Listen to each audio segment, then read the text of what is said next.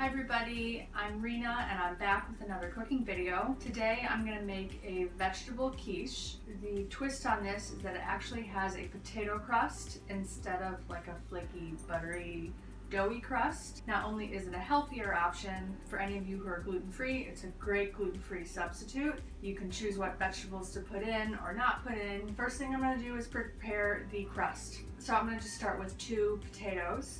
If you don't have a food processor with a grater attachment, you could just grate these by hand. Just make sure to use your finest grating setting. Okay, so I just finished grating these potatoes. I'm gonna just in small batches take like a handful of these grates. I'm just gonna squeeze it out as much as possible. So I'm gonna take my potatoes that are nice and squeezed out right now, place them in a pie pan, and I've sprayed this with some cooking spray. So I'm just gonna cover the bottom of the pan. So now we're just gonna pop this in the oven to like pre-bake. My oven is set at 375. Put it in for 20-30 minutes. I check on it at 20 minutes.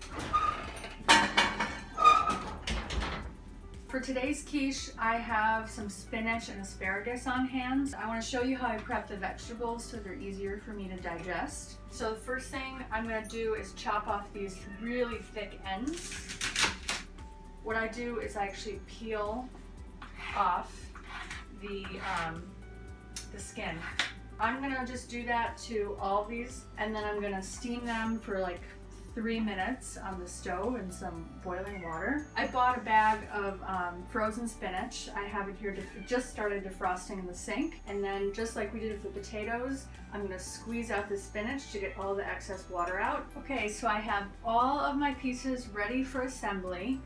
In the end, this crust at 375 took about 20 minutes. Ew, Rena, this looks gross. It's all brown. That's totally normal. It's oxidation that happens. It's not going to affect the taste, and it's going to be covered anyway. I really like to use frozen spinach because it's chopped, it's in small pieces, and that just makes it a lot easier to go through my system. I'm going to crumble this. Asparagus has been peeled and it's been steamed. This is the milk and egg mixture, which is crucial to a quiche. I've got a cup of skim milk in here, and then I have 3 eggs that I've beaten in very well and incorporated into the milk. About 1.5 teaspoons of minced garlic.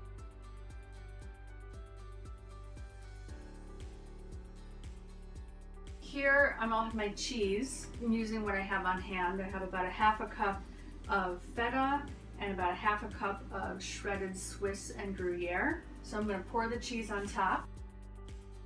It's all filled. You know what? One more thing that I always don't want to forget, salt and pepper.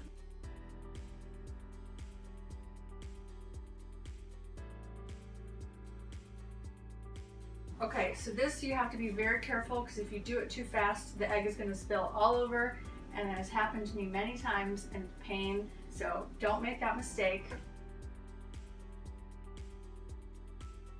So it's all ready to go in the oven. Oven is still 375. I'm going to cook this for 45 minutes. I'm going to check and make sure it's set. And when I take it out, you don't want it to be like too wet or jiggly in the middle. You can see this has a nice color. Potato crust is nice and crispy and brown. And when I tilt it from side to side, I don't see any liquid seeping through, so I know this is done. It smells really good, and I'm excited to eat this for dinner.